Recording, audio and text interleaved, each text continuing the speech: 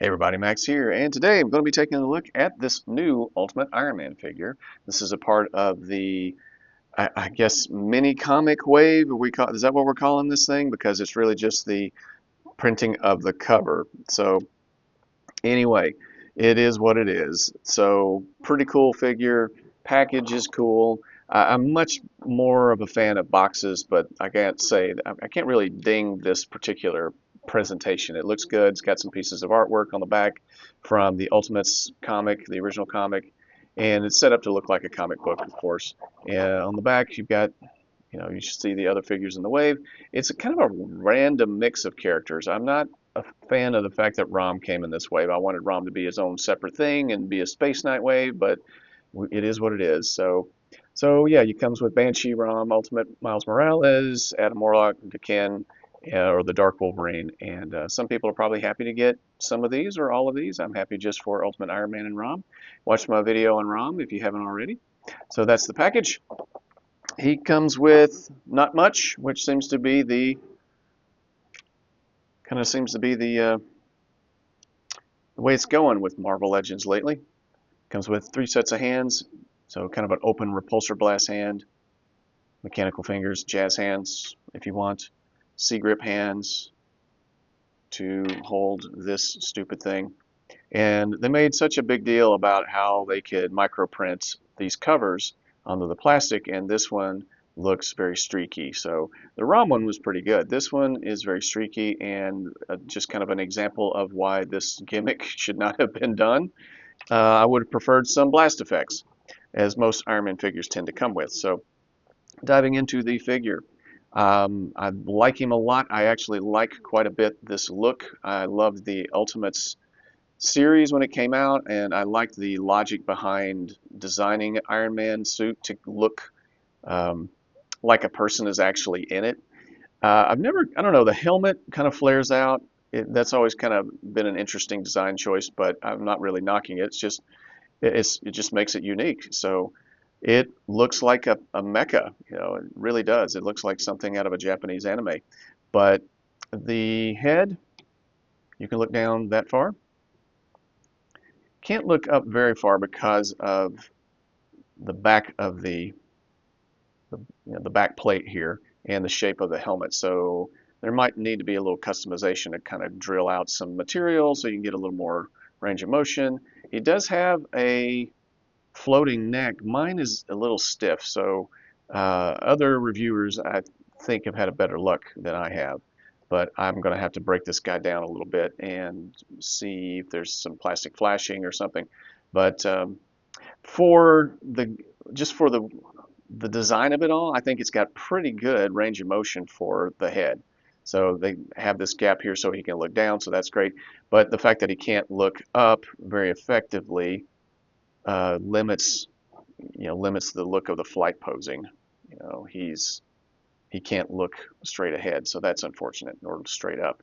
So that's the neck, the arms. Now the shoulder armor is attached to the. It looks like it's attached to the inside.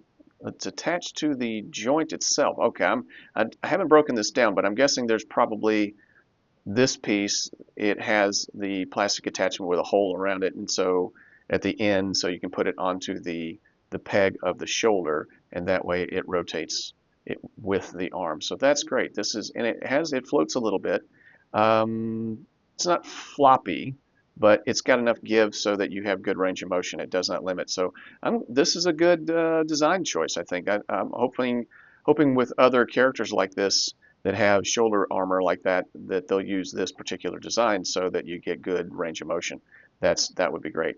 So good range of motion all the way around on the arms. You saw me do a T pose, and let's see, can you get a Y pose? And not really. So not really a Y pose, but he does get a good T pose.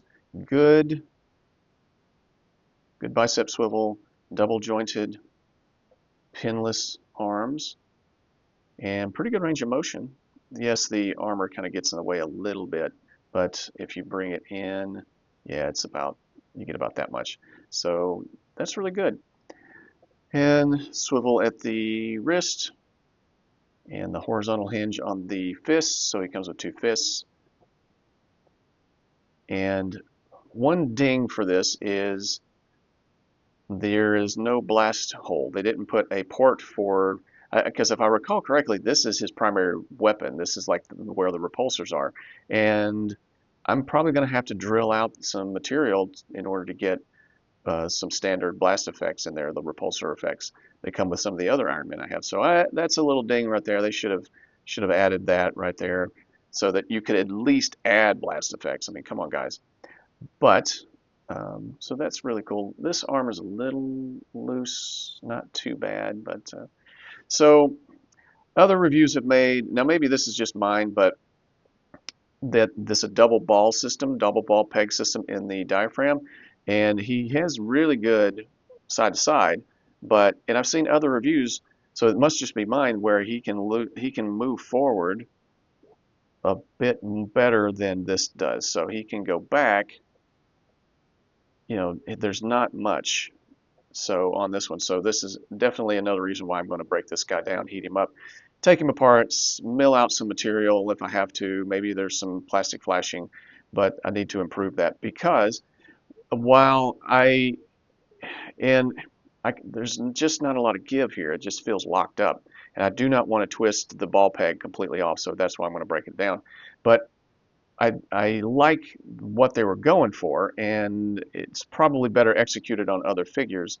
It may just be mine because um, this is a Praetorian figure, Elite Praetorian from Action Force, and this has the same supposed system, but I feel like they did it better with Action Force.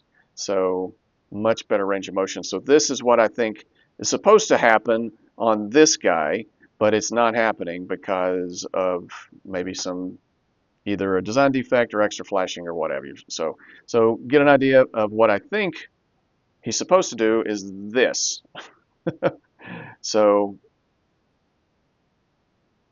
you know, better range of motion. So I like that particular system. I hope to see that again with other figures, perhaps not just armor-based or mecha-based figures. So maybe I'll do an update after I take a look at this guy. But until then, let's move on. So he has no drop-down hips, which would come in handy because the the upper thigh armor it's a little too high. So you kind of have to, if you want to get the splits, and this is about as good as you're going to get with this guy. So yeah, I really wish they had given me drop-down hips. I'm not a big fan of them, but it seems like the figures that don't need them get them, and the figures that do don't. So it's a little annoying. Uh, so he kicks up about 90 degrees, which is pretty good. Like I said, this armor piece is pretty hard plastic too, so just be careful. I can see that because what I've had to do is kind of to rotate it around inside the hip. I can see that scuffing eventually, but it hasn't yet because it's mainly just, this figure is just black and brown or black and gray, gunmetal gray plastic, and with some paint thrown on it, except for the helmet, of course. So the thigh swivel is hidden by the plate armor. That's really cool, the upper leg armor. And then he has double jointed legs and really good range of motion for how chunky he is. So this is really cool and really good ratcheting, it sounds like. You can probably hear it. And no thigh swivel, but you do get a ankle swivel. So it's designed just enough with just enough clearance so that you can rotate the foot around. So that's great. And then he gets pretty good range of motion with the foot itself. So he goes up that far and back that far. And then you can get a little ankle pivot. And there's that. So yeah, that is the articulation. So standard stuff that we've seen with 1/12 scale figures. This guy is very well designed. It looks just like the comic book, I have to say. And oh, in the back, there's a port for blast effects here, and I guess that's that'd probably work too, but that's really just a foot peg. But blast effects, but no blast effects, so that's disappointing. So Because it is largely gunmetal gray plastic, there are some pore lines, but they are not very prominent. They're not, I mean, you can see them if you look for them, like on here. Let me see, I'll zoom in for a second. And you can see them there. You can see them above the knee, but the knee pad covers it. So you have this little Y shape pore line right there. And a little bit perhaps there. But like I said, I'm having to really hunt for them. Some are a little, the back, it's a little more prominent, but it's pretty good on the whole. I have to say, I guess it's because it's a darker metallic. They just don't show up as well. But which I'm glad for because that just annoys me. And but on the upper arm a little bit. Let's see,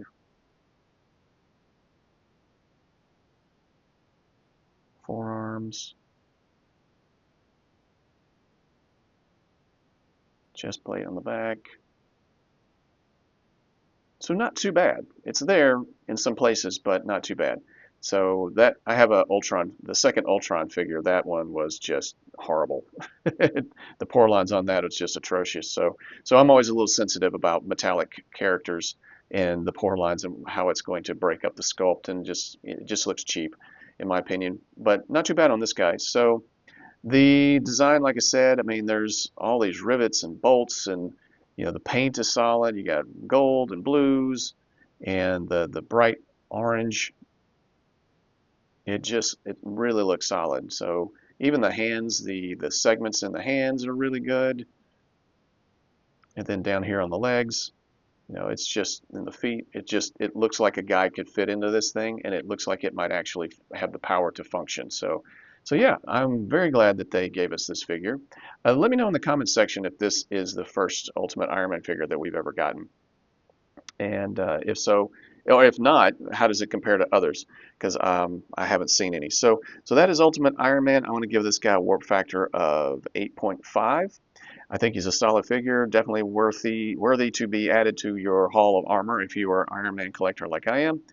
And so yeah, let me know what you think in the comment section. Feel free to like, share, and subscribe, and I will talk at you guys next time.